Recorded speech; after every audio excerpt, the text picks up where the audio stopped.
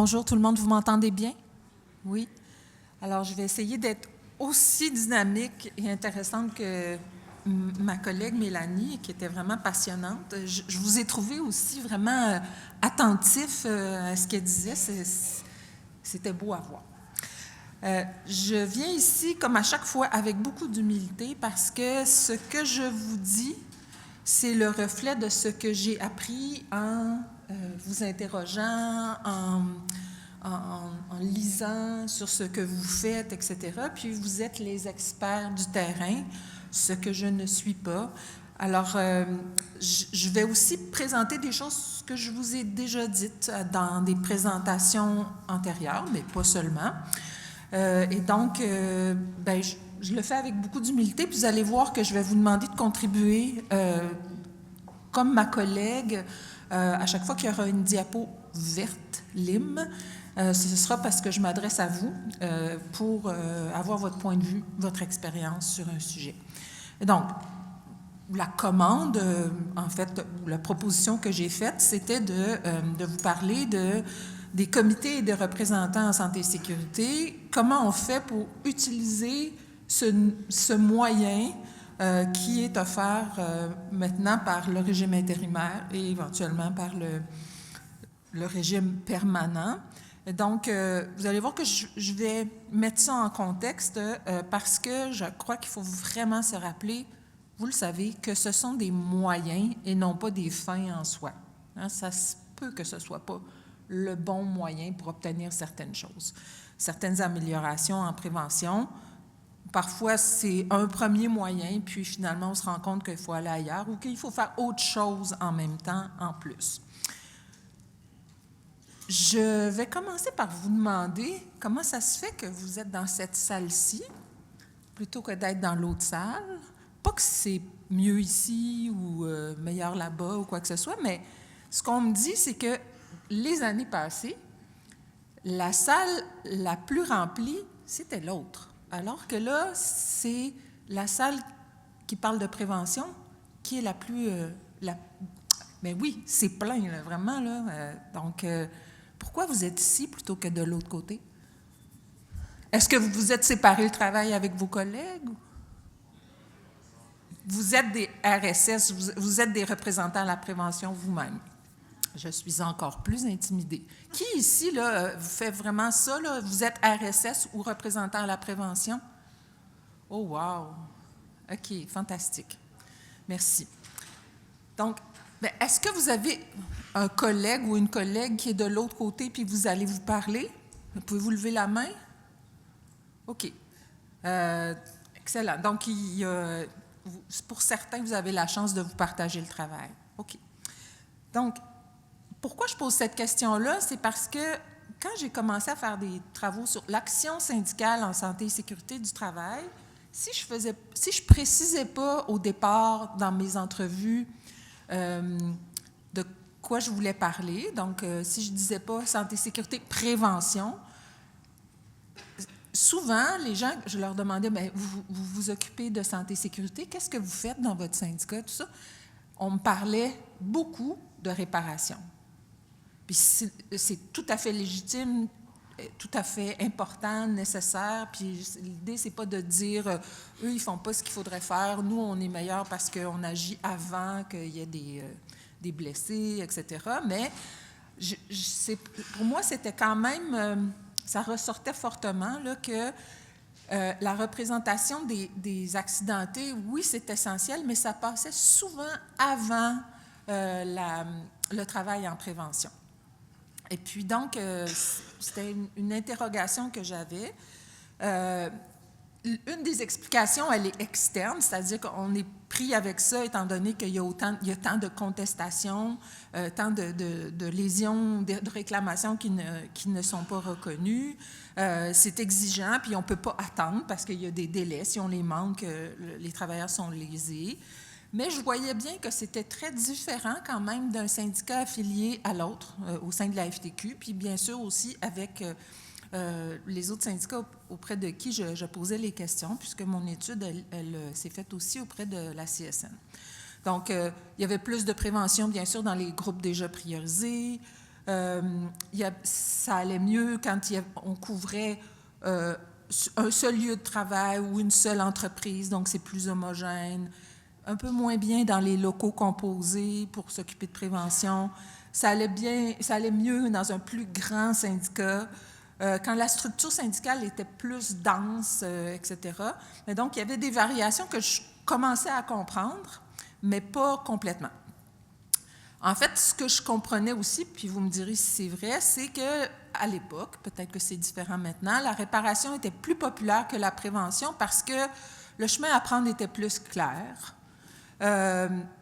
C'était apprécié des membres qui avaient besoin de soutien. C'était plus valorisé. On avait des résultats plus rapidement, quoique des fois c'est très, très long. Puis, éventuellement, parce que il y avait des débouchés pour certaines personnes là, qui avaient envie de faire autre chose, puis qui finissaient par occuper beaucoup de temps là, à s'occuper de réparation. Mais il restait quand même des gens qui continuaient à vouloir pas s'occuper de réparation, mais strictement de prévention. Puis, en fait, ce que je constatais, c'est que dans les syndicats où la prévention n'était pas une priorité syndicale, on n'y allouait pas beaucoup de ressources, pas beaucoup de temps de libération quand ça dépendait juste de la décision du syndicat, pas beaucoup de formation. Puis donc, les personnes les plus dynamiques qui avaient envie de s'impliquer syndicalement, c'était pas vers là qu'on les orientait. Donc, les personnes qui s'occupaient de prévention, c'était vu comme un peu des bébites rares, des gens un peu spéciaux, pas comme les autres. Donc, puis, dans le fond, comme pour l'employeur, la véritable, l'indice réel là, de ce que c'est l'importance accordée par un syndicat à la prévention, c'est quoi les ressources qu'on y alloue, hein, le temps qu'on libère pour ça, les postes de permanents qu'on alloue, le budget, etc., etc. Fait que donc, là aussi, là, c'est la question des bottines et des babines que je mélange toujours, là, mais vous comprenez. Voilà. Donc, si vous êtes ici, c'est parce que vous vous intéressez à la prévention, vous jouez déjà des rôles, puis là, il y a peut-être plein de possibilités qui se sont ouvertes avec le régime intérimaire. Si vous êtes RP, vous ne voulez pas qu'il y ait des reculs si éventuellement le projet de règlement n'est pas adopté. Donc, vous avez plein de questions bien terre à terre, là, du genre qu'est-ce qu'on va considérer adéquat ou pas comme regroupement multi-établissement, comment on va s'accorder avec les autres syndicats quand il y en a plusieurs en même temps, comment on va définir nos priorités, nos orientations pour le comité, comment on va intégrer à la vie syndicale les gens qui vont être des membres de comité de santé et sécurité, les RSS, ils vont être comment en interaction avec les structures syndicales, comment les RSS vont organiser leur temps, qu'est-ce qu'ils vont faire avec ce temps-là, où va être leur bureau, comment on va assurer l'indépendance de ces RSS-là face aux employeurs qui, eux, peuvent penser qu'on va afficher un poste, puis on va faire un comité de sélection commun. J'ai vu ça. Je ne sais pas si... Oui, est-ce qu'il y en a qui ont vu ça? Que l'employeur veut afficher un poste, puis le syndicat va pouvoir être sur le comité de sélection, mais eux aussi. Hein? Donc, vous posez probablement tout ce genre de questions-là et plein d'autres. Est-ce que je me trompe? Hein? Je ne me trompe pas. OK. Alors, moi, je n'ai pas de réponse à tout ça. J'ai quelques grands principes que je vais vous proposer, puis qui ne viennent pas de moi, qui viennent des résultats de recherche, les miens et d'autres. Mais avant qu'on fasse ça, je veux prendre un petit peu de recul avec vous pour, moi, être centré sur les moyens puis les réponses techniques qui sont vraiment importantes, mais plus sur, OK, ce sont des moyens. Ce n'est pas la fin. Vous le savez, ce n'est pas parce qu'il y a un comité que ça va changer quelque chose. Entre vous et moi, là, quand on vous dit, la réunion du comité de santé et sécurité est fixée, est-ce que vous dites « Yeah! » OK. Puis moi, là, comme professeur, je suis syndiquée. Nous avons fait une grève de 5 semaines l'an dernier, l'année d'avant. Si on m'avait dit que ce qu'on mettait dans la Convention pour régler un problème X, c'était de créer un comité bof, j'aurais pas été enthousiaste. Vous comprenez? Parce que entre le comité et la mesure concrète qui règle le problème, il y a un grand écart, puis on ne le sait pas si ça va arriver. Fait que je pense que ça prend un pas de recul pour revenir à c'est quoi l'objectif, puis c'est quoi la diversité des moyens qu'on peut prendre, puis c'est quoi le moyen approprié dans quelle situation.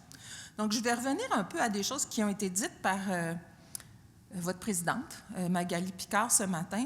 Puis, donc, le pas de recul, c'est qu'est-ce qui fait que dans un milieu de travail, on décide de bouger, d'être actif, de se mobiliser sur quelque chose? J'ai peur de répéter des choses qui ont été dites dans une activité qui a eu lieu la semaine dernière à la FTQ sur la mobilisation. Est-ce qu'il y en a qui ont participé, qui y ont assisté? OK, bien, vous me direz. Hein? Mais si je suppose que je ne dirai pas des choses contradictoires, mais donc, ici, je vous présente un petit modèle qui dit comment on réagit au travail face à des situations qui ne font pas notre affaire. La première réaction, c'est celle en rouge, c'est la fuite, s'en aller. On voit ça beaucoup aujourd'hui, c'est-à-dire quand il y avait des taux de chômage vraiment très bas, dans les derniers temps, surtout après la pandémie, des jeunes qui quittent parce qu'ils peuvent avoir une autre opportunité qui va avoir l'air plus intéressante ailleurs. Donc, gros taux de roulement lié aux mauvaises conditions de travail, la fuite. Une deuxième réaction, c'est le déni, c'est-à-dire on n'y pense pas trop parce qu'on ne pense pas qu'on a la capacité d'agir là-dessus. Fait qu'on se met un peu la tête dans le sable, là, où on dit, bien, ça fait partie de la job. Okay? Pensons au bruit ou aux risques psychosociaux, à la violence des clients. Il y avait dans les médias la semaine dernière, on parlait du soutien scolaire. Puis un dirigeant syndical, je m'excuse, je ne me souviens pas de qui, affilié à qui, disait, bien, les éducatrices, quand elles se font mordre, elles ne vont pas nécessairement déclarer, là, remplir un formulaire, etc., parce que c'est comme, ça, probablement pour elles, ça fait partie du travail, puis ils n'ont pas l'impression que ça va changer quelque chose, même s'ils remplissent un formulaire. Okay? Donc, le déni, dans le sens où de se dire, bien, ça fait partie du travail. Les autres réponses, c'est ce que j'ai appelé loyauté, entre guillemets, c'est-à-dire de dire, mais non, là, je ne vais pas critiquer ou quoi que ce soit, là, c'est normal, c'est mon rôle, je me dévoue pour mon emploi, surtout dans les services, là, donc on se tait, puis on se dévoue. Puis finalement, bien, ce qu'en anglais, on appelle le voice, c'est-à-dire prendre la parole puis dire, mais non, ça ne marche pas. Okay? Puis là, bien, ça, c'est le premier pas pour la mobilisation. Puis donc, bien, ça, c'est ça qui m'intrigue. Hein? Puis dans le fond, le comité de santé et sécurité, c'est rien qu'un des moyens pour agir après qu'on a décidé que ça ne marchait pas, là, que ça, c'est pas correct pour nous. Okay? Donc, comment ça se fait qu'on passe de un à l'autre, qu'on décide de se mobiliser? Alors, je veux encore revenir à une chose que Magali Picard a dite ce matin. Elle parlait du candidat conservateur, Pierre Poilièvre, puis de l'attrait des propositions qui ont l'air de vouloir tout régler, le genre, on va baisser les impôts, donc vous allez avoir plus d'argent dans vos poches. Puis là, les gens disent, ouf, ça fait du bien, on a plus d'argent dans nos poches. Mais en fait, il y a un beau lien à faire avec les risques psychosociaux, puis l'attrait de ce genre de discours-là de la droite et de l'extrême droite.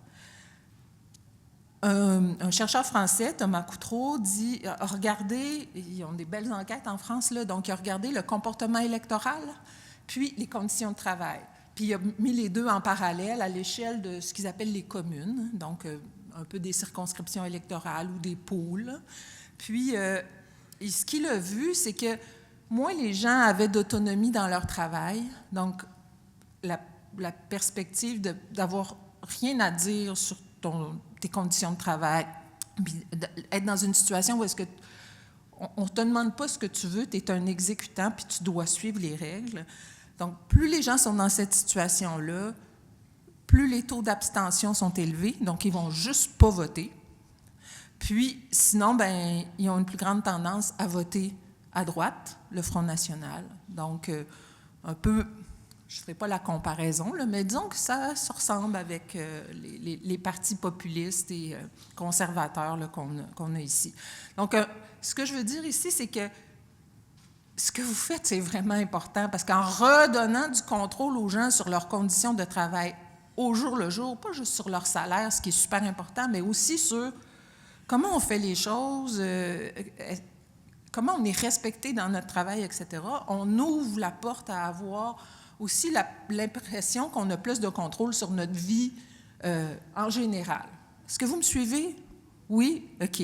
Donc, je trouvais que c'était important, là, ils appellent ça, les chercheurs appellent ça l'effet de spillover, c'est-à-dire que ce que tu vis au travail, bien, ça déborde sur ta vie hors travail, c'est-à-dire si tu as l'impression que tu n'as aucun pouvoir au travail, bien, tu peux aussi avoir l'impression que tu n'en as aucun dans la société, puis bien, tu ne seras pas actif, puis tu ne donneras pas ton avis, puis tu ne te feras pas écouter.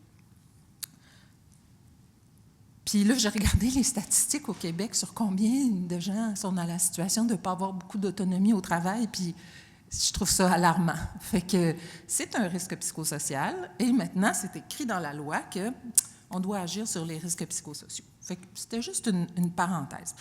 Alors, je reviens à mon processus de mobilisation. Qu'est-ce qui fait qu'à un moment donné, on dit, là, ça suffit. Alors, les travaux là-dessus disent, là, je cite un chercheur britannique, là, John Kelly, il dit, bien, pour qu'on se mobilise plutôt que juste de fuir, de changer de job ou d'endurer ou d'être dans le déni, il faut qu'on considère que ce qu'on vit, c'est injuste. Donc, ça ne devrait pas être comme ça. Puis qu'on sente que ça vaut la peine. On a un sentiment d'efficacité, là, la croyance que c'est possible de changer la situation, qu'on attribue le problème non pas à nos faiblesses personnelles, c'est moi qui ne suis pas assez résistant ou résistante, c'est ma faute, etc. Donc, qu'on dise, bien, c'est la faute de l'employeur ou c'est la faute de mes conditions de travail, c'est ça qui n'a pas de bon sens, c'est pas moi. Donc, si je suis tout le temps fatiguée, puis que quand j'arrive chez nous, j'ai plus envie de rien faire, j'ai pas envie de sortir, la fin de semaine, je fais juste me reposer, puis faire le ménage, puis l'épicerie, c'est pas moi le problème, c'est que mon travail, il n'y a pas de bon sens, puis il est trop exigeant. L'autre étape, c'est d'identifier qu'on peut faire quelque chose collectivement, parce qu'on n'est pas des Don Quichotte qui allons changer la chose à nous seuls, puis c'est bien si le « nous » en question, c'est notre syndicat. Hein? C'est-à-dire qu'on est capable de se tourner vers son syndicat et de dire « c'est le bon instrument pour changer les choses ». Ensuite, il faut définir un intérêt commun, c'est-à-dire qu'est-ce qu'on veut. Puis là, ici, bien, ça va mieux si on vise la source qui répond au problème qui est vécu, puis qui est rassembleur. Puis là, je fais la différence entre viser la source, puis obtenir une prime parce que le travail est dangereux. Là, peut-être que je ne serai pas populaire en disant ça. C'est pas que le salaire, il ne doit pas être augmenté. C'est vraiment pas ça, mais c'est de dire que si on donne une prime parce que le travail est dangereux, si on rend le travail moins dangereux, on va peut-être perdre notre prime. Ça va pas bien, hein? Non, c'est ça. Une fois qu'on l'a eu, on veut la garder. Hein? C'est ça. Fait que donc, trouver quelque chose qui rassemble tout le monde, pas habiller Pierre, déshabiller Pierre pour habiller Paul. Bon, je ne suis pas bonne dans les expressions, mais vous avez compris. OK? Donc, pas donner la tâche difficile à quelqu'un d'autre. OK? Mais là, on calcule. Est-ce que ça vaut la peine que je me mobilise puis que l'employeur voit que je participe à cet élan-là collectif? Ou bien je suis mieux d'aller essayer de négocier quelque chose par moi-même, toute seule, avec mon patron? Donc, hein, c'est le calcul des coûts et des bénéfices de l'action collective. L'utilisation d'opportunités. Ah, là, il y a un changement de la loi. Ah, ah! On peut lui dire là, à l'employeur que, regarde, tu ne voulais pas avant parler, mettons, des horaires de travail, mais là, tu n'as pas le choix parce que c'est un risque psychosocial. Puis bon, ça aide s'il y a des conditions favorables, c'est-à-dire un leadership syndical qui est fort, qui est mobilisateur, qui qui n'est pas du genre à mettre un couvercle sur une marmite, mais plutôt à remonter le feu pour que ça bouille. Une organisation qui est déjà dense, déjà des occasions d'échange entre les gens, etc. Est-ce que ça va dans le même sens que ce que vous avez vu à l'activité sur la mobilisation la semaine passée? Je ne suis pas dans les patates? Non? Phew. OK. Donc, c'est pas moi qui ai inventé ça. Alors, je pense que c'est important de revenir à... Vous êtes là pourquoi, vous? Comment ça se fait que vous voulez vous occuper de prévention? Qu'est-ce qui vous mobilise? Qu'est-ce qui vous apparaît injuste? Est-ce que vous avez le sentiment que c'est possible de changer des choses? Est-ce que votre syndicat vous semble un bon moyen? Est-ce que le comité de santé et sécurité vous semble aussi un bon moyen? Est-ce qu'il y en a qui veulent s'exprimer là-dessus? Qu'est-ce qui fait là, que vous êtes ici, dans ce rôle-là? Oui? Juste aller au micro, s'il vous plaît.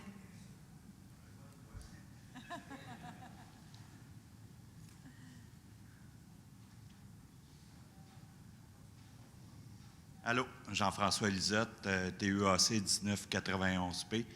On vient d'Oka. Tout mon comité est ici, comité santé-sécurité. Ça fait longtemps qu'on travaille ensemble, puis on a réussi à développer une dynamique dans l'usine, excusez, à faire en sorte que les gens viennent à nous, qui croient en ça aussi, parce qu'on est dynamique, puis l'employeur aussi est pro-santé-sécurité. Fait que ça fait en sorte que, justement, comme tu dis, la dynamique de tout ça, bien, c'est important. Puis ça fait en sorte que ça vient comme une normalisation. Excusez. C'est à peu près ça que je voudrais dire. Est-ce que ça a toujours été comme ça? Ou est-ce que quand vous avez commencé, c'était ouf? Non, c'est ça, parce que déjà, on était timide de s'impliquer, mais je pense qu'on avait déjà une fibre en nous de santé-sécurité, d'où le fait de s'impliquer. Puis le fait de s'impliquer, bien, tu apprends à connaître. Le fait de t'instruire, bien, te renforcer. Tu crées une mobilisation, justement. Les gens, lui, il est capable. Lui, il va nous amener là. Ils viennent te voir, puis ça fait en sorte que c'est bon. Là, on croit en la santé et sécurité. Là. Puis là, ce que je comprends, c'est que ça fait un peu boule de neige. Là. Vous commencez par des petites choses, là, ils voient que, OK, ça marche. Ouais. Dans notre équipe, c'est sûr qu'il y en a qui ont des forces, mettons, en produits chimiques. Il y en a qui ont des forces dans les grands programmes. Fait que chacun a ses forces qui font en sorte que l'équipe est dynamique. Là. OK, merci. L'agroalimentaire, hein, c'est ça? L'agroalimentaire, oui. OK, merci. Merci. Caroline Fortin, conseil régional et syndicat des travailleurs à travers les postes. Moi, ça fait 11 ans que je suis dans le comité santé-sécurité à mon installation. Puis une chose qu'on avait remarqué quand on est arrivé, c'est que la majorité ne savait même pas qu'est-ce qu'était un comité santé-sécurité, qui on était, qu'est-ce qu'on faisait, puis était où notre pouvoir. Parce que là, au début, ils disaient « Ah, ben là, au comité de santé-sécurité, tu devrais faire ci, faire ça. » Mais on a seulement un droit, un pouvoir de recommandation, tu sais. Fait que là, il faut tout leur expliquer ça, mais le fait de leur expliquer ça et aussi de travailler sur la communication, parce que les communications entre superviseurs, santé-sécurité et travailleurs, bien, ça ne se faisait pas. Il n'y avait pas une bonne communication, fait qu'on a travaillé sur ces deux aspects-là, une meilleure communication des informations et de leur apprendre qui on était, puis pourquoi on était là, ça a tout fait une différence. OK. Ça vraiment, le monde avait en pouvant comprendre, ils pouvaient encore plus venir voir justement pour des problématiques. Là, on pouvait leur amener des réponses à des problématiques et eux autres même en amenaient du fait même parce que là, ils s'impliquaient plus. Est-ce que, moi j'ai une question, est-ce que des fois les membres peuvent reprocher aux gens du comité de santé et sécurité que ça donne rien, là, vous n'avez pas réglé mon problème? Là? C'est tellement un travail ingrat, là. Oui. C'est effrayant. C'est très difficile de leur amener justement de la prévention parce qu'on est fatigant. Fait que c'était ça le défi, c'est d'amener de la prévention de façon à ce que ça n'ait pas de l'air à « Hey, fais pas ci, fais pas ça », tu sais. Puis aussi que ça vienne d'eux. Pas juste que ça vienne de nous, mais qu'il y ait le sentiment de « Hey, je veux prendre soin de moi », mais c'est ça, c'est de l'amener à eux autres mêmes pour qu'ils fassent de quoi. En tout cas, je ne sais pas si c'est clair ce que j'essaie de dire, mais, oui. mais c'est ça le gros travail, puis c'est ça qui est difficile, qui n'est pas tout le temps évident. Merci. Effectivement, parfois, là, les gens ont des droits, par exemple, si je prends les facteurs, de dire, bien là, ce qu'on m'a donné à livrer aujourd'hui, c'est trop, j'ai besoin de quelqu'un ou j'ai besoin de peut-être payer en heures supplémentaires pour le travail qui me reste à faire, ou j'ai besoin qu'on revoie ma route parce qu'elle est trop longue, mais les gens ne le font pas nécessairement. Fait que le soutien syndical, ça aide à l'exercice des droits individuels. Ouais. Oui. Monsieur Ah, excusez. Oui, Martin Boulanger, Unifor section locale 299. Je recule dans le temps. En 2002, on s'est battu pour la santé et sécurité au travail. 3 jours de grève et 7 semaines de lockout. Tafisa. C'est ça. Puis, oui, et dans ton exposé, ou je dirais plus, il faut informer et éduquer nos membres.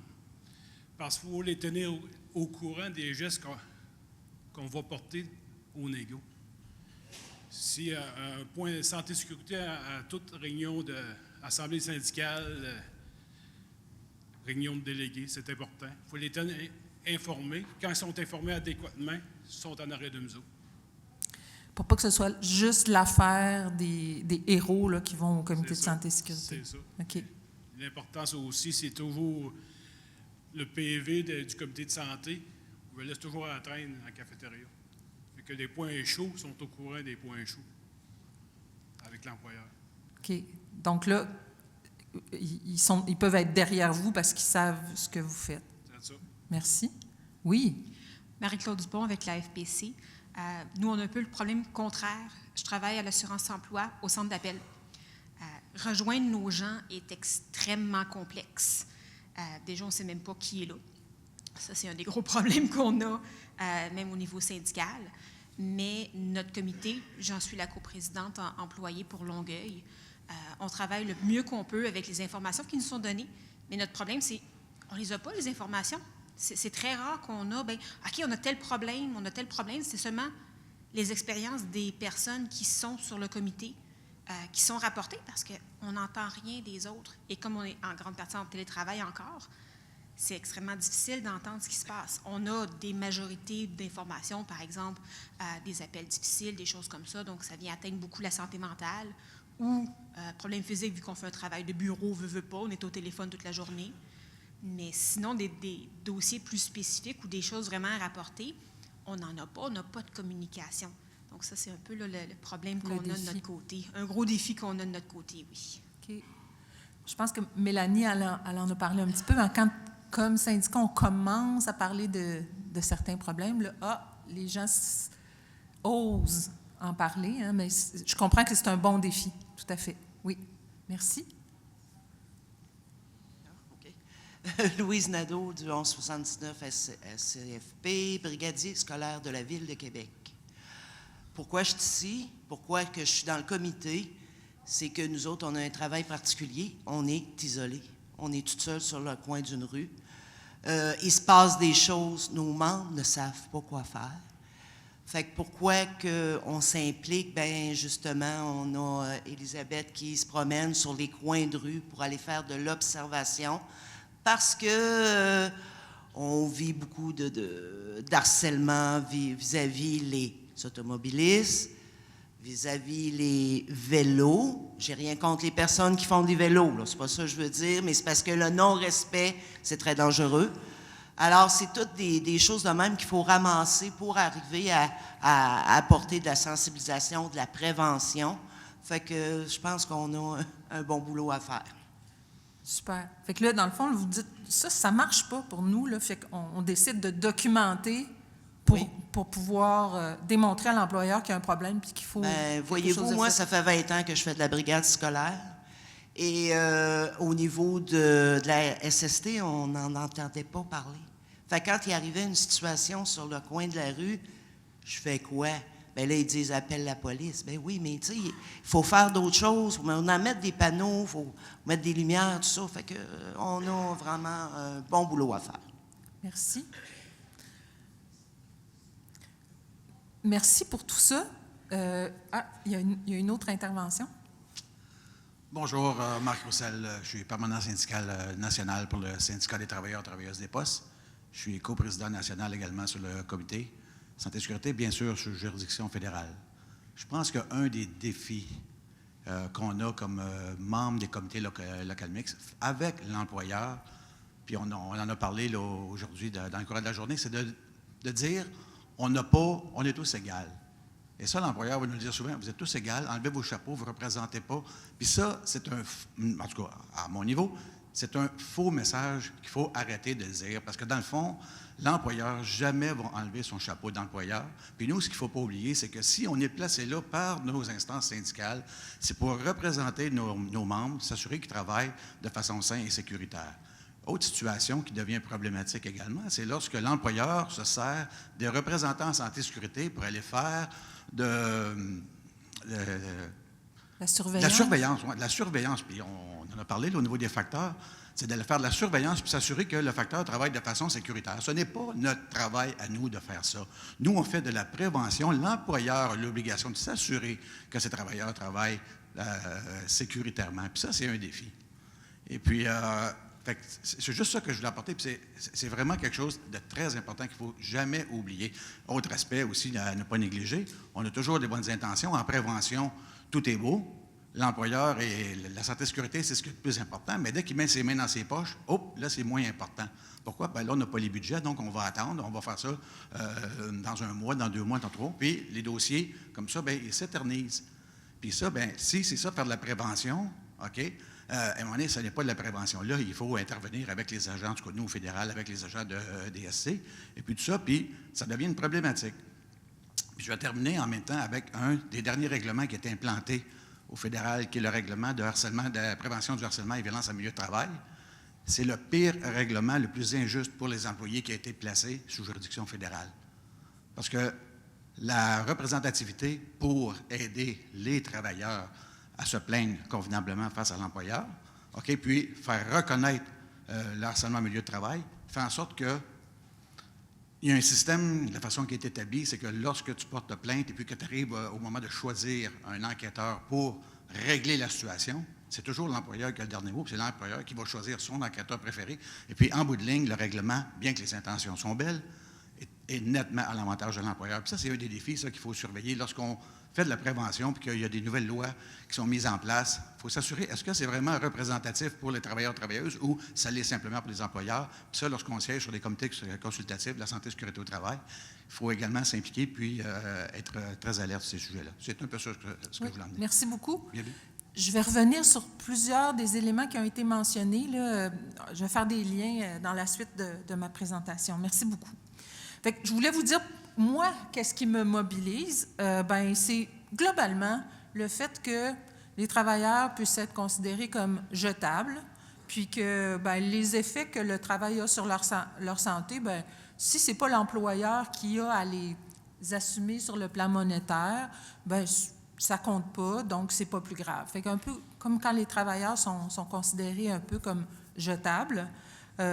Et puis, j'en ai un exemple vite, que je vais vous donner, qui il me semble l'exemple archétypal là, de cette situation-là. Ce que vous voyez ici, c'est l'augmentation fulgurante des réclamations pour surdité professionnelle. Vous savez, on peut très bien distinguer par les audiogrammes une surdité qui est due à l'exposition au bruit, puis une surdité qui est due au vieillissement. Puis même si l'exposition au bruit augmente la surdité qui est due au vieillissement. Fait que ça, c'est l'augmentation fulgurante. Pourquoi vous pensez? On a une norme qui, depuis 1972, n'avait pas été modifiée, qui, avec la norme d'exposition qu'on avait, c'était clair, on rendait une bonne partie des travailleurs sourds. Donc, c'est le résultat de ça. Pourquoi cette norme-là, elle n'avait jamais été modifiée? Parce que les employeurs ont tout fait pour que ça retarde le processus de modification réglementaire. Et puis, on a produit des sourds. Des personnes qui ont une perte auditive, là, puis j'en ai une petite qui n'est pas due au bruit, puis je sais comment ça nuit dans ma vie quotidienne. Là. Mon fils, je le fais répéter tout le temps, surtout un ado qui fait « c'est pire, là, c'est ouf ».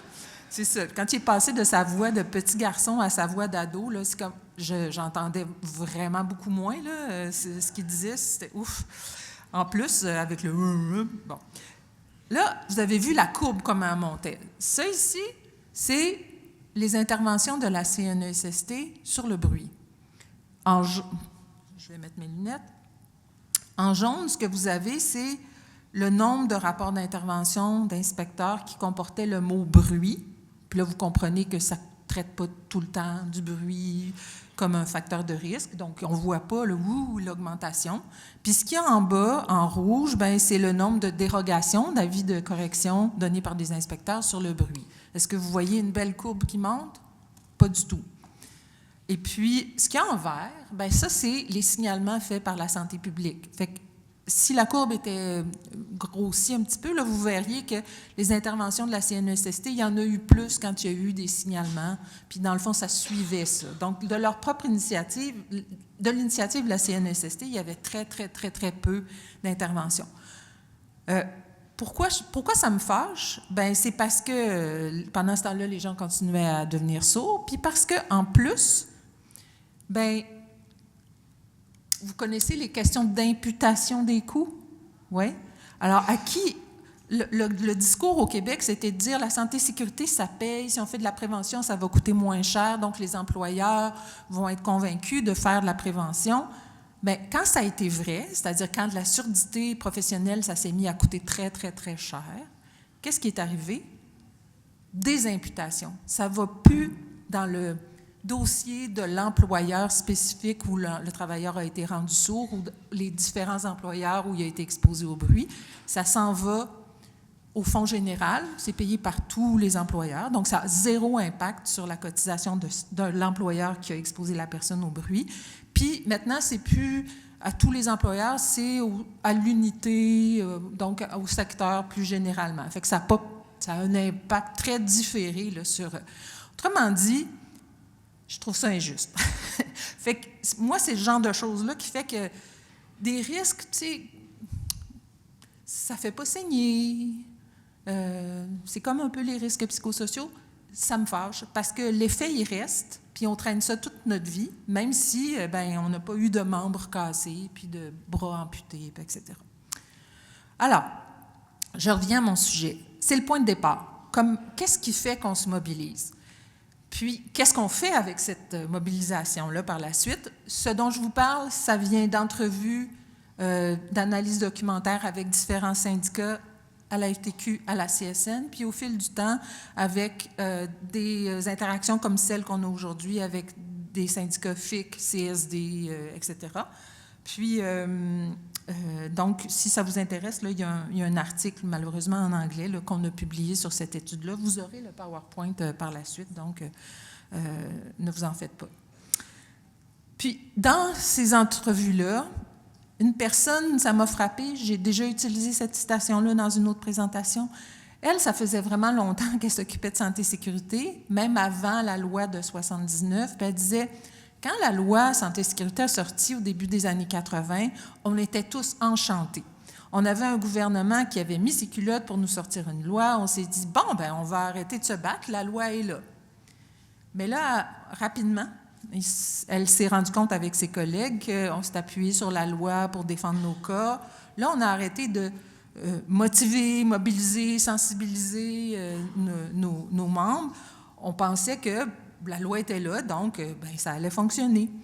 Mais elle dit non, on a mis toutes nos énergies à les plaider, puis ben, ça n'a pas toujours fonctionné. Fait qu'elle dit, moi, c'est une des raisons pour lesquelles moi, je suis restée dans les années 70. Elle ne parlait pas de la mode, ni des lunettes, elle parlait de la mobilisation, hein, puis de l'action au jour le jour sur le terrain, pas juste par les tribunaux.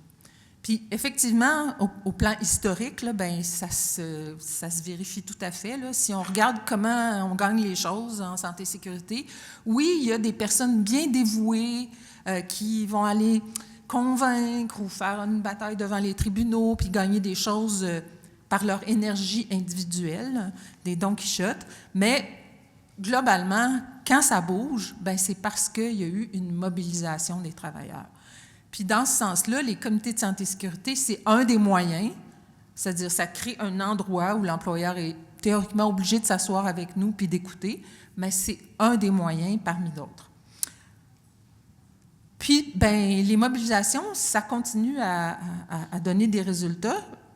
Un, entre autres, c'est celui qui a fait que la mobilisation qui a fait que on a mis de côté ce qui était dans le projet de loi 59 qui faisait que la grande majorité des femmes étaient considérées comme étant dans des secteurs peu à risque, alors que finalement, le secteur de la santé se retrouve au niveau 4 comme les groupes prioritaires. C'est pas arrivé parce que le ministre Boulay s'est dit « Ah oui, excusez-nous, on avait oublié ». C'est pas ça, là. C'est qu'il y a eu une mobilisation des groupes de femmes et des syndicats et des chercheurs.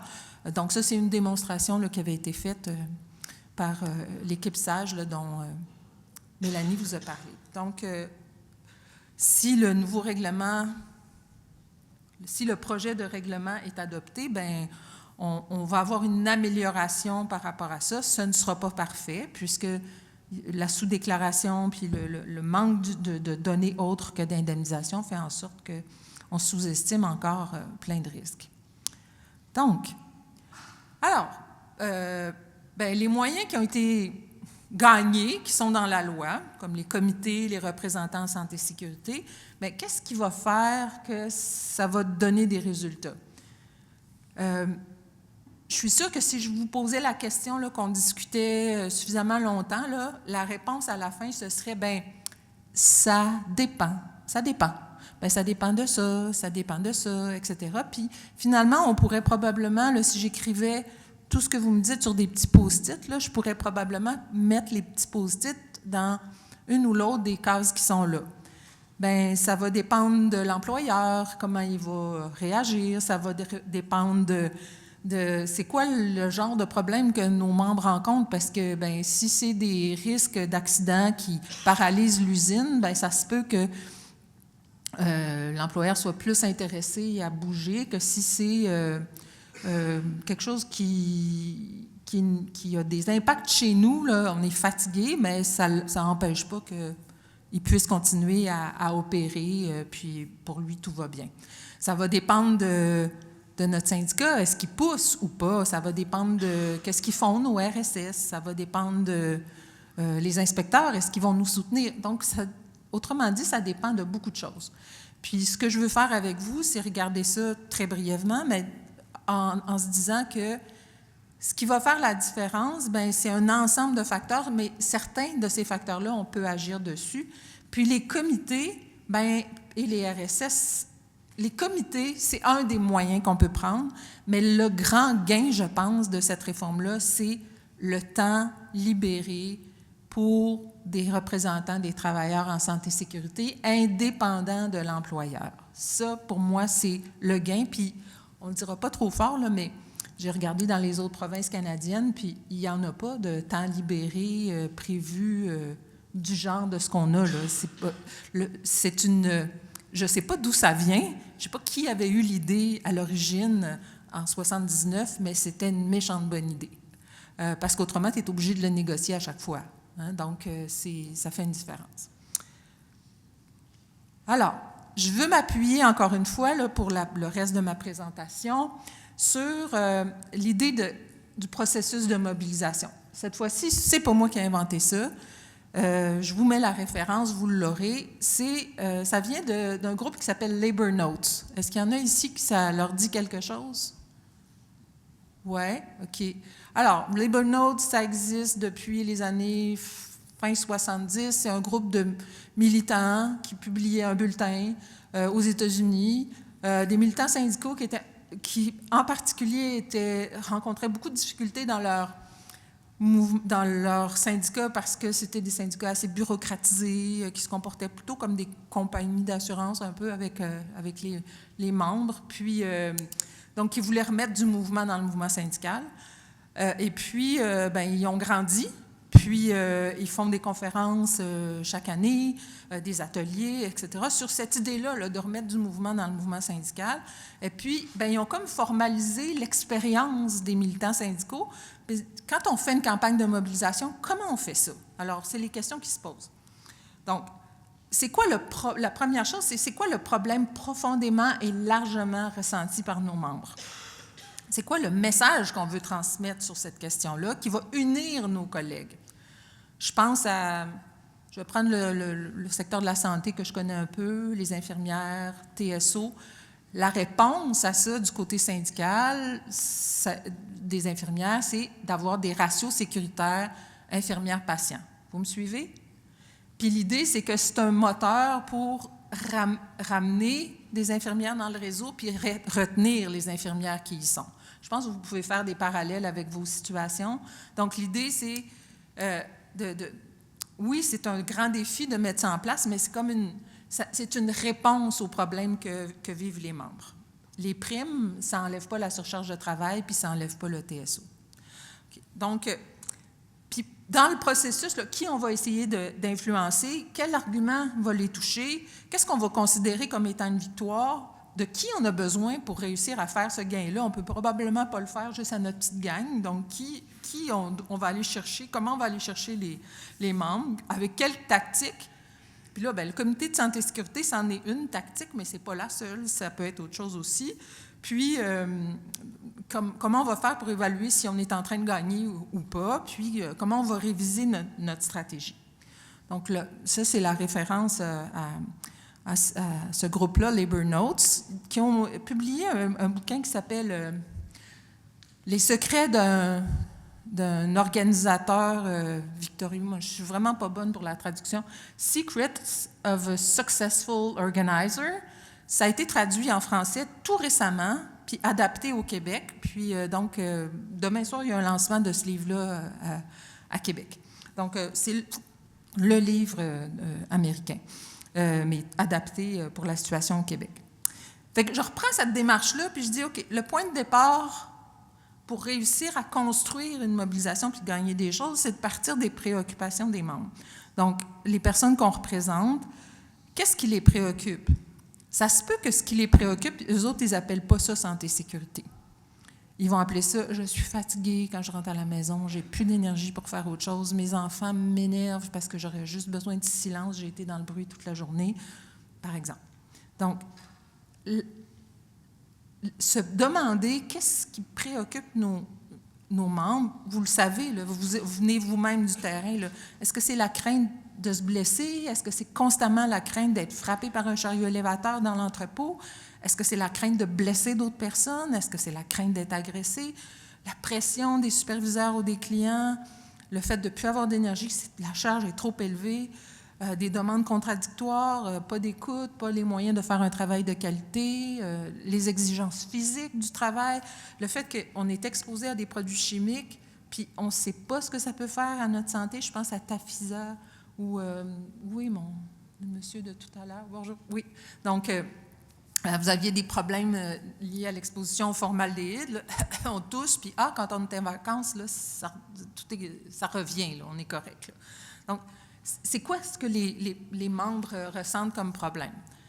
Parce qu'un comité de santé et sécurité, ça se peut très bien que c'est l'employeur qui va faire l'ordre du jour, puis là, c'est pas ces problèmes-là nécessairement là, qui va mettre à l'ordre du jour du comité. Est-ce que vous avez déjà vu ça, un employeur qui mettait la question des horaires de travail à l'ordre du jour du comité de santé et sécurité? Des horaires de travail, ce dont ma collègue Mélanie a parlé, est-ce que lui-même va dire il faut absolument parler de ça, on sait que ça a des effets? Probablement pas. Hein? Donc, si vous ne l'amenez pas, cette préoccupation-là, c'est probablement pas l'employeur qui va l'apporter. Donc, c'est basé sur les préoccupations des membres. Donc, bien sûr, c'est ce que vous faites, là, mais je dirais que c'est comme un cercle vicieux. C'est-à-dire, si les membres ne considèrent pas que c'est un problème de santé-sécurité, qu'ils le voient plus comme un problème personnel ou que ça ne s'appelle pas santé-sécurité, ça, ils ne vont pas venir vous parler. Puis là, s'ils ne vous en parlent pas, vous n'allez pas ramener ce problème-là ni au comité de santé-sécurité, ni dans d'autres moyens. Fait que ce que je constate, quand moi je dis aux gens que j'enseigne la santé-sécurité, ils vont penser à quoi? Chantier de construction, équipement de protection individuelle, accident. Accident où il y a du sang, des membres cassés. C'est ça, pour la plupart des gens, c'est santé-sécurité. On m'a déjà dit, ça doit être vraiment plate ce que tu enseignes. Non, au contraire, c'est passionnant. Puis en fait, je pense que ça préoccupe tout le temps les membres, les gens, mais ils n'appellent pas nécessairement ça santé-sécurité. Et puis là, ça se peut que dans votre dans votre propre syndicat ou votre comité de santé et sécurité, la définition de ce que c'est la santé et sécurité, ça soit plus étroit. Je me souviens, dans une vie antérieure, j'étais conseillère dans une association sectorielle paritaire. On me pose une question sur l'effet de l'exposition à la fumée de cigarette, l'exposition passive. Hein?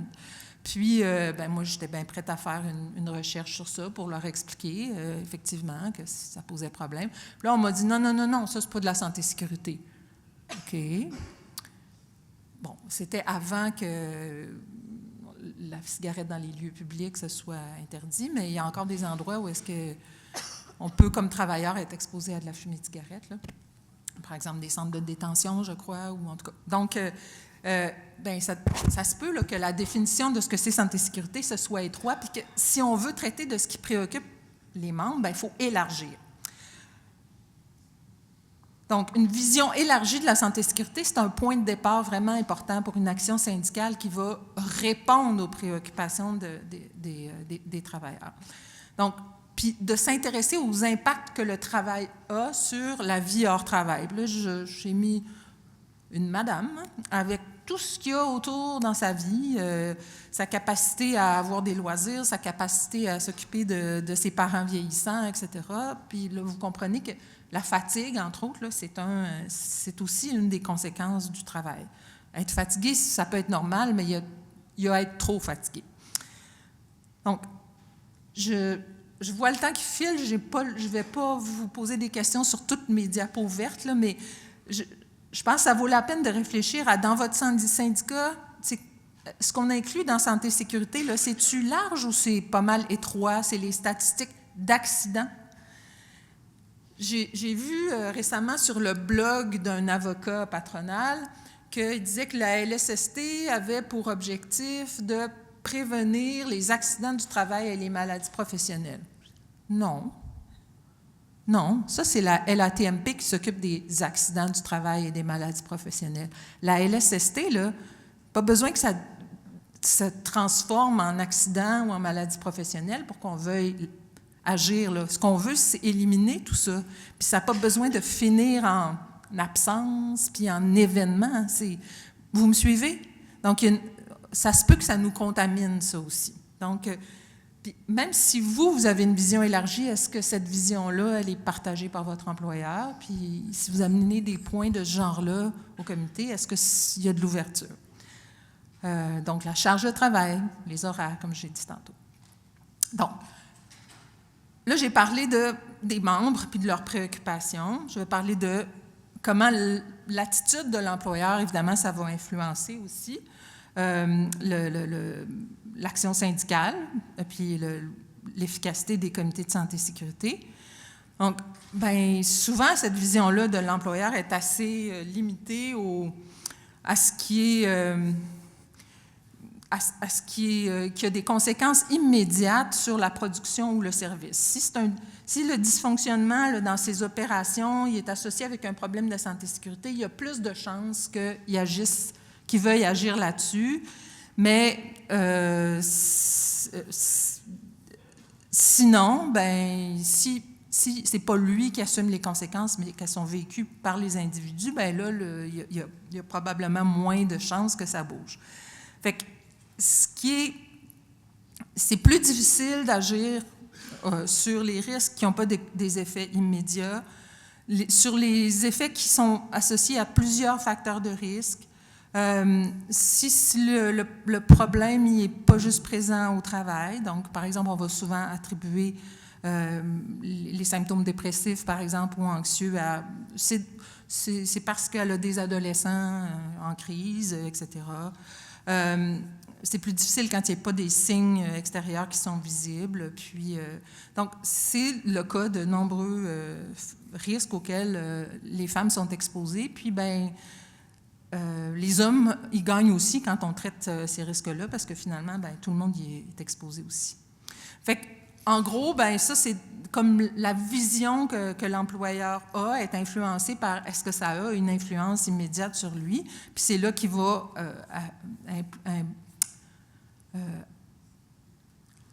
allouer des ressources à la prévention. Fait en théorie, dans une plus grande entreprise, bien, il y a plus de ressources, puis une meilleure organisation en matière de prévention. Mais ce n'est pas une garantie. La grande entreprise que je connais qui est très profitable et qui n'intègre pas bien la prévention, c'est bien Amazon, par exemple, ou Dollarama, sur lequel j'ai travaillé récemment. Donc, ce n'est pas une garantie. Voilà. Donc, des caractéristiques de l'employeur, bien sûr, vont avoir un rôle. Maintenant, les comités de santé et sécurité, qu'est-ce qui fait qu'ils vont être efficaces ou pas? Là, vous me direz si ça correspond à votre expérience.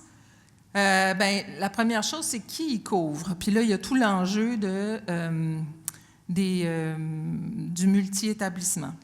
Fait que l'employeur, est-ce que dans la structure, il a fait pour s'en débarrasser, puis que ça lui coûte le moins cher, puis que ce soit le moins compliqué pour lui, ou est-ce que c'est une structure, sa manière à lui de s'organiser en matière de prévention, ça permet à la fois d'assurer une orientation commune à tous ces départements, ces secteurs, ces établissements, mais aussi une décentralisation en profondeur. Ça, c'est un critère clé qui ressort dans toutes les études sur l'efficacité de l'organisation en prévention des employeurs. Est-ce qu'ils s'organisent pour intégrer la prévention à tous les niveaux puis dans toutes ses décisions? Je prends toujours l'exemple de le restaurant qui achète de la belle vaisselle pour que ce soit bien beau dans les assiettes, puis la mode, c'est aux grandes assiettes, là, qui sont super lourdes. Est-ce que vous travaillez mais vous comprenez ce que je veux dire, hein? C'est lourd, puis ben, quand c'est ça ton métier de transporter les assiettes, là, ben, elle est belle, mais elle n'est pas confortable, puis elle est difficile sur les poignets. Donc, est-ce que sa manière de s'organiser permet que l'information circule de manière fluide, puis pas juste du bas vers le haut, mais aussi du haut vers le bas? Et puis, est-ce qu'à tous les niveaux, quand on prend des décisions, bien, on tient compte de ce que les représentants des travailleurs ont à dire? On fait un agrandissement, on achète une nouvelle machine, on achète des nouveaux équipements, etc. Fait que toutes ces occasions-là de changement, est-ce qu'ils intègrent le point de vue des travailleurs? Donc, par exemple, au niveau du multi-établissement, bien, il y a des critères par la CNESST, mais vous, là, quand vous allez juger si vous êtes d'accord ou pas, bien, est-ce que vous considérez que c'est favorable à une réelle représentation par les membres, des travailleurs par les membres du CSS puis par le RSS? Est-ce qu'avec cette organisation-là, vous allez pouvoir être connu des travailleurs? Est-ce que vous allez pouvoir être présent auprès d'eux pour qu'ils vous parlent parce que vous êtes là? Est-ce que vous allez être facilement rejoignable? Est-ce que vous allez être perçu comme légitime auprès de ce groupe-là si vous représentez différentes catégories d'emploi? Est-ce que des fois, il peut y avoir des tensions entre différents groupes? Je pense au secteur de la santé, là, il y a des catégories. Est-ce qu'un représentant de telle catégorie va être vu comme légitime par quelqu'un de l'autre catégorie? Peut-être que oui, mais c'est tout ça qu'il faut réfléchir. Est-ce que c'est favorable à la connaissance par le RSS, les membres du CSS, des activités réelles de travail des gens? Est-ce que chaque RSS va avoir assez de temps pour bien se plonger dans les problèmes, puis être capable de ne pas juste être en train de se remettre dans son dossier à chaque fois, là, donc avec les interruptions. Donc ça, c'est des critères là, sur l'activité réelle de votre RSS. Est-ce qu'elle est prise en compte là, dans les critères du multi-établissement? Or, quant au comité de santé et sécurité, une fois qu'il existe, c'est clair, les études montrent que ce n'est pas parce qu'il y a un CSS que nécessairement il est efficace. Qu'est-ce qui fait qu'il est efficace? L'information qui est fournie au comité. Puis l'information, là, c'est par exemple d'avoir les rapports de tous les événements qui ont été déclarés, de se donner des moyens d'avoir de l'information sur tout ce qui n'est pas déclaré, mais qui est un problème. Puis là, si l'employeur ne le fait pas, bien, le syndicat doit le faire ou les RSS doivent le faire. Est-ce que du côté de l'employeur, les gens qui sont là, ils sont décisionnels ou est-ce qu'à chaque fois qu'il y a un problème qui est discuté, il faut qu'ils retournent obtenir une réponse? Je vous vois faire des oui, ça vous arrive? Oui? Donc, il dit « Ah, je vais aller voir », c'est ça. Puis la réunion d'après, bien, il n'y a pas encore eu de réponse. Puis bon, fait que finalement, les choses n'avancent pas. L'engagement de la direction, c'est parfait. Là. C'est souvent, je ne sais pas qui disait ça tantôt, là, c'est souvent sur le site web de l'entreprise, là, c'est leur priorité, puis etc. Mais ça ne se confirme pas dans ces décisions puis dans les ressources qu'ils allouent à la prévention. Donc, un comité de santé et sécurité, ça remplace ni la loi et les règlements, ni leur application par l'inspectorat, puis encore moins l'action syndicale autonome en matière de santé et sécurité. Fait que dans les faits, quand on regarde comment fonctionnent les comités, je regarde une étude faite pas loin, en Ontario, où les comités étaient obligatoires partout depuis longtemps, là, à partir d'un certain nombre de travailleurs. Bien, on voit qu'il y a pas mal d'obstacles, là, même quand c'est obligatoire. Des réunions qui sont annulées, les travailleurs qui ne sont pas remplacés dans leur job quand ils sont à la réunion du comité, des gens qui, justement, ont décidé de rester à leur job parce que sinon, ça mettait leurs collègues dans le trouble, des représentants de l'employeur qui sont absents ou qui sont constamment interrompus par des textos puis des choses à faire, des représentants de l'employeur inexpérimentés, sans implication en dehors des rencontres, etc. Donc, les ingrédients parfaits pour qu'un comité ne soit pas efficace. C'est pas parce qu'on se réunit autour au comité de santé et sécurité qu'on s'entend sur ce qu'est un risque, s'il doit être prévenu, puis surtout par quels moyens il doit être prévenu. Puis on voit aussi, vous l'avez peut-être vécu, des tentatives d'ingérence de l'employeur dans le choix des personnes qui représentent les travailleurs, des représentants des travailleurs, même syndiqués, qui craignent de prendre la parole dans les réunions du comité, puis des difficultés non seulement à appliquer les normes et les règlements, mais encore plus à aller au-delà de juste ce qui est écrit dans le règlement, si c'est quelque chose qui est couvert simplement par l'obligation générale de l'employeur. Alors, là, je vais avoir une question pour vous, c'est comment vous faites pour l'activer, le comité de santé et sécurité? Quels moyens vous prenez? Ce que j'ai connu déjà comme moyen, c'est des équipes syndicales qui se réunissent en dehors des rencontres paritaires, qui ont négocié un temps de préparation avant, puis peut-être pas juste avant, là, quelques jours avant, parce que ça se peut qu'on ait de l'information à ramasser, puis qui sont en contact régulier avec l'équipe syndicale locale, qui, elle, a des tentacules avec les délégués qui sont sur le plancher, puis qui peuvent faire remonter les problèmes. Donc, ils sont aussi les yeux et les oreilles là, des gens de santé et sécurité.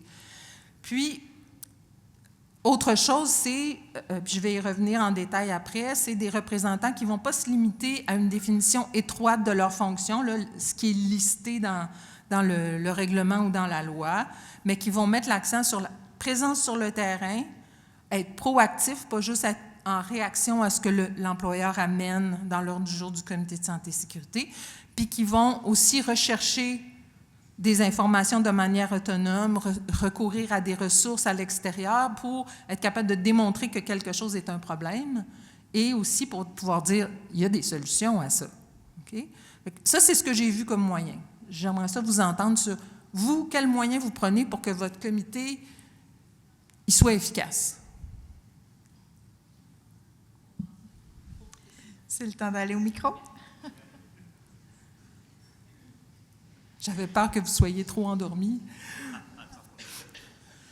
Moi, Pierre Potvin, directeur de la région du Québec pour l'IPFPC, j'ai fait souvent partie des comités syndicaux.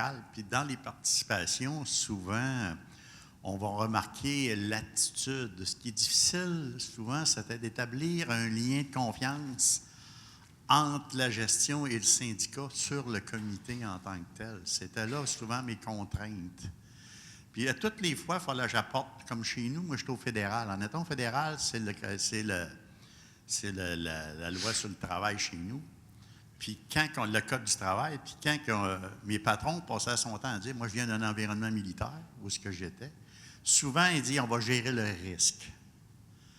À toutes les fois qu'on utilisait cette expression-là, il fallait que je remette la parole à mon individu comme de quoi que réalises-tu que la loi est claire? Il y a beaucoup d'interprétations sur des... Puis bien souvent, ils vont se baser sur des observations. Le fait qu'on a juste une petite partielle d'informations quand on vient pour mettre en application le correctif.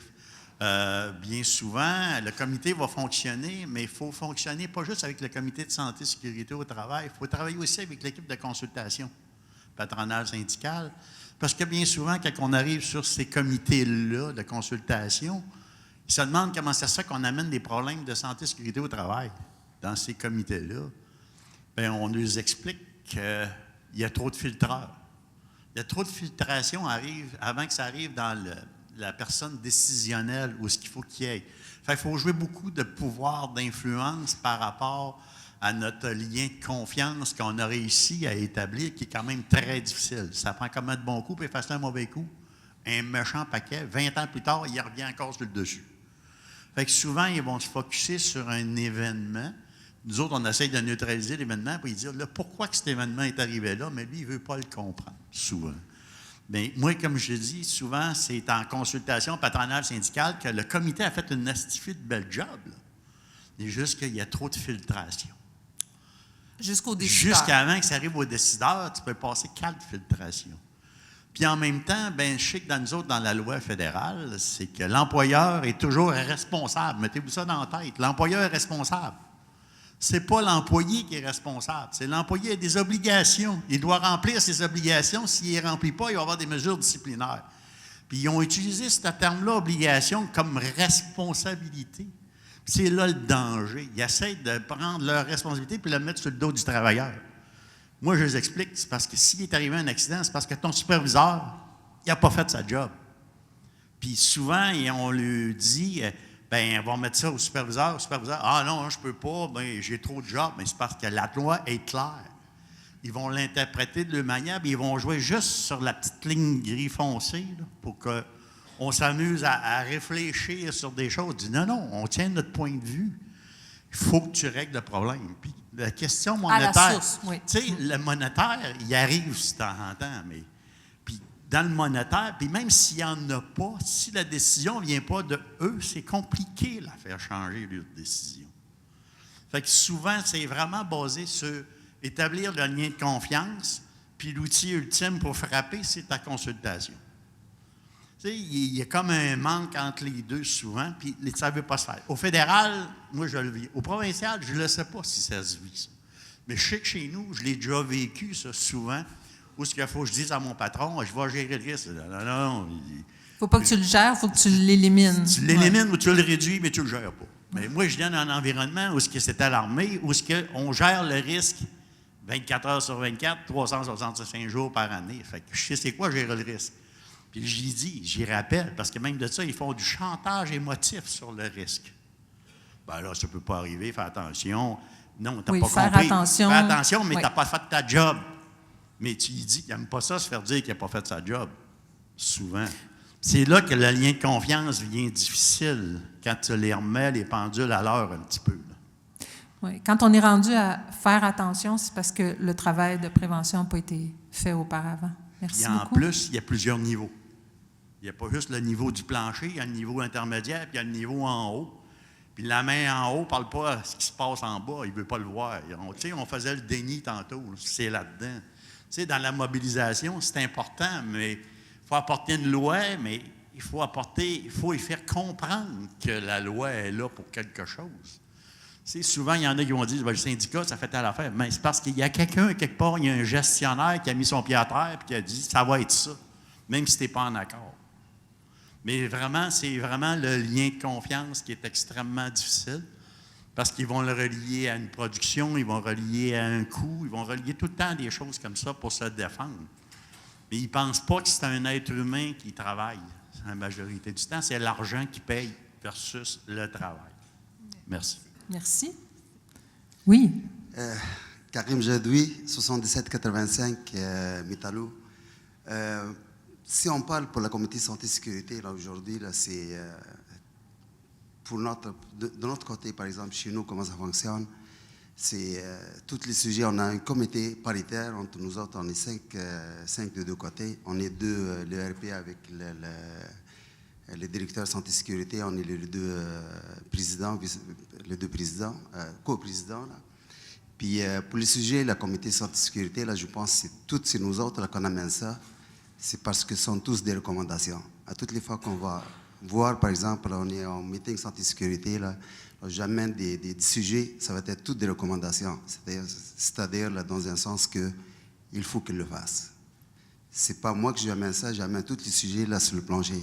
C'est tous les problèmes là, des travailleurs, qu'est-ce qui se passe dans chaque département et avec chaque directeur. Donc, c'est toujours là, c'est pour améliorer là, le comité, les sujets, il faut qu'elles soient toujours de nous autres. Les autres, ils vont juste appliquer qu'est-ce qu'on va demander.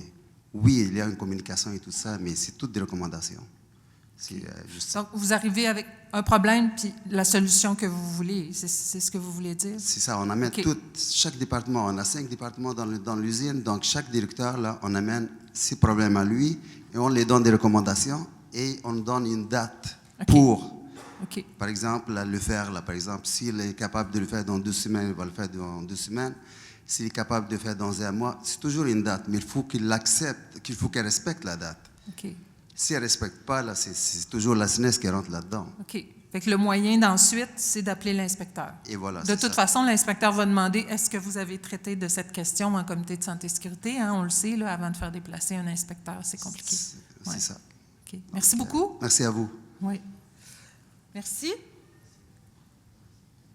Bien, ici, je pense que pour faire le lien avec ce qui a été dit par l'intervenant précédent, bien, c'est savoir viser c'est qui la source, hein? C'est qui ultimement va être capable de faire changer cette situation-là. Ça se peut que ce ne soit pas le représentant de l'employeur qui est sur le comité de santé et sécurité, mais beaucoup plus haut. Je fais une petite parenthèse avant de vous laisser la parole. Juste, l'exemple qu'on m'a donné, puis j'ai trouvé intéressant, c'est le problème de la qualité de l'air dans les écoles à Montréal. La commission scolaire, comme ça s'appelait auparavant, si ce n'était pas elle qui avait les cordons de la bourse là, pour être capable de faire les rénovations puis améliorer la qualité de l'air, c'était plus haut. Fait que l'interlocuteur qu'il fallait viser, c'était le décideur, le Conseil du Trésor. Puis là, la mobilisation commune des syndicats et des associations de parents a visé plus haut. Voilà. Oui? Oui, dans le fond, mon nom, c'est Patricia. Je suis à l'Université de Montréal, SCFP. Ça fait juste un an et quelques mois que je m'implique au comité SST. Ce que j'ai remarqué durant la dernière année, c'est comme si notre employeur voulait faire un comité paritaire pour bien paraître, hein, parce qu'il faut qu'il soit là. Une obligation. Au début, l'année passée, les rencontres étaient de 3 heures. Après, on a diminué à 2h30. Là, on est rendu quasiment à 20 minutes. C'est quasiment ça qu'ils veulent qu'on fasse. Donc, dans le même sens que monsieur disait, c'est on apporte un problème, mais on cherche juste des bébites. Tu sais, genre, comme c'est quelque chose. On a travaillé fort. Il y a un moment donné, on a parlé, on s'est affirmé, puis on a fait démissionner deux personnes du côté de l'employeur parce qu'ils n'ont pas aimé le fait que notre comité était plus complet puis qu'on s'affirmait un petit peu plus parce qu'il y avait des nouvelles personnes qui voulaient essayer de faire avancer un peu plus le comité. Moi, dans la dernière année, c'est comme si on fait du surplace tout le temps, puis on est là, puis il y a même une personne qui dirige le comité. Elle est censée d'être neutre, mais c'est clair qu'elle ne l'est pas neutre. Vous cherchez juste des bébites, vous trouvez juste des trucs qui ne marchent pas. Fait que c'est un petit peu décourageant. J'ai même une collègue qui a démissionné parce qu'elle a dit « ça ne donne rien, là, Pat, là. C'est comme on parle, puis on parle dans le vide. » Fait que c'est ça. Ça serait le fun qu'on travaille. Là, on est rendu à aller chercher quelqu'un d'autre de l'extérieur pour nous aider à faire fonctionner notre comité paritaire. Fait que, en tout cas, je ne sais pas ce que ça va donner. À suivre.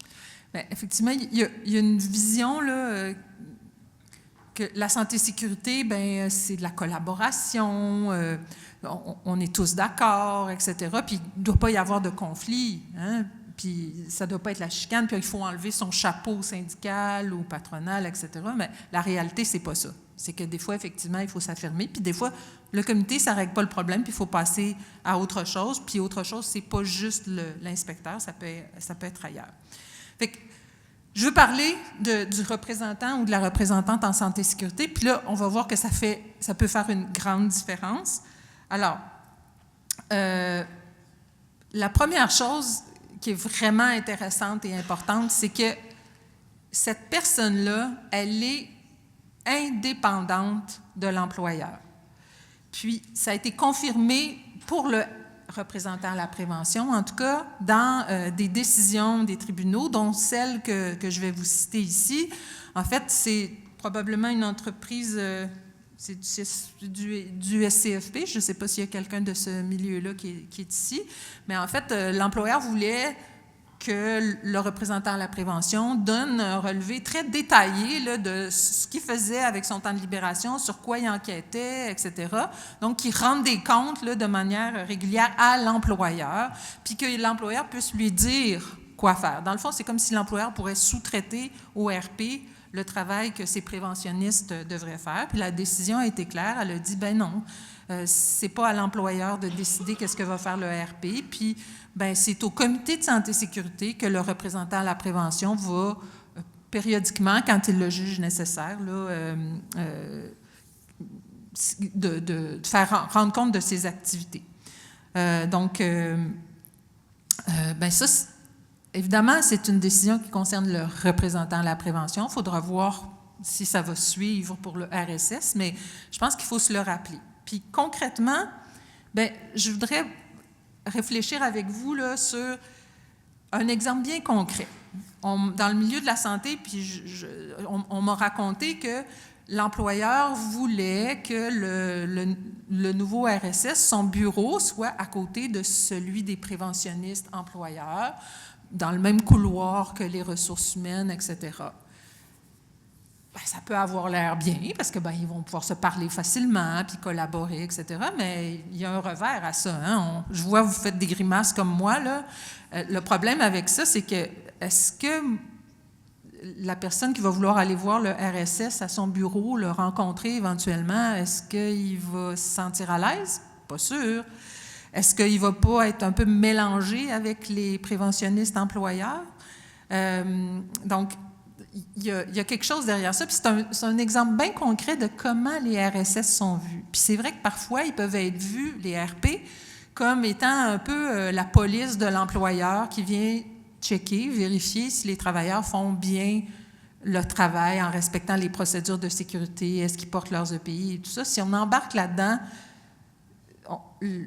la crédibilité, ça ne veut pas dire qu'il ne faut pas les porter, les équipements, puis qu'il ne faut pas respecter les procédures de sécurité, mais c'est à l'employeur de faire ça. Fait que ça fait juste démontrer qu'il y a un problème avec les mesures préventives. Mais vous comprenez que ce n'est pas le rôle du représentant des travailleurs de faire cette surveillance-là. Il doit en prendre note pour être capable de dire qu'il y a un problème. Là, hein? Si les équipements ne sont pas portés, ça doit être qu'il y a quelque chose qui ne va pas. Alors, quelque chose de très important, c'est ce temps-là qui est très précieux. Comment il va être utilisé par les représentants à la prévention? Alors, ce n'est pas la liste des fonctions qui est dans la loi qui va vraiment nous éclairer, mais c'est des études sur comment ils consacrent, les représentants des travailleurs, comment ils utilisent leur temps dans d'autres juridictions quand on a pu étudier ça. Donc, je vais encore référer à une étude en Ontario qui, donc la loi ontarienne ne précise pas un nombre d'heures de libération, ça doit chaque fois être négocié. Puis, en fait, ce que ça fait, c'est qu'il y a beaucoup de temps non rémunéré qui est consacré à la prévention par les représentants des travailleurs. Ce qu'on observe, c'est qu'il y a une grande variabilité dans le temps, puis ceux qui ont moins de temps rémunéré sont en fait moins actifs quant à la diversité des activités qu'ils font, puis ils sont aussi, ils disent eux-mêmes être moins efficaces, ils obtiennent moins de changements. Le temps, c'est vraiment quelque chose de clé. Ceux qui disposent de plus de temps rémunéré obtiennent plus de résultats, puis ils ont tendance à y consacrer aussi plus de temps non rémunéré. Fait que c'est clair, là, le temps, là, c'est une ressource vraiment importante. Mais ce n'est pas juste le temps, c'est qu'est-ce qu'on fait avec. Puis là, la question clé, c'est où est-ce qu'on est, entre autres? Est-ce qu'on est dans notre bureau à attendre que les événements viennent à nous, ou est-ce qu'on est aussi sur le terrain? Ou est-ce que les gens pensent à nous contacter? Est-ce que l'employeur nous informe systématiquement pour qu'on puisse aller sur le terrain? Puis là, ça, c'est vraiment important. Est-ce que les gens nous voient auprès d'eux, puis donc vont pouvoir nous solliciter, nous parler, nous raconter, puis est-ce qu'on va pouvoir voir ce qui se passe. Donc, la présence sur le terrain, donc l'utilisation qu'on fait du temps qu'on a, elle fait une grande différence. Donc,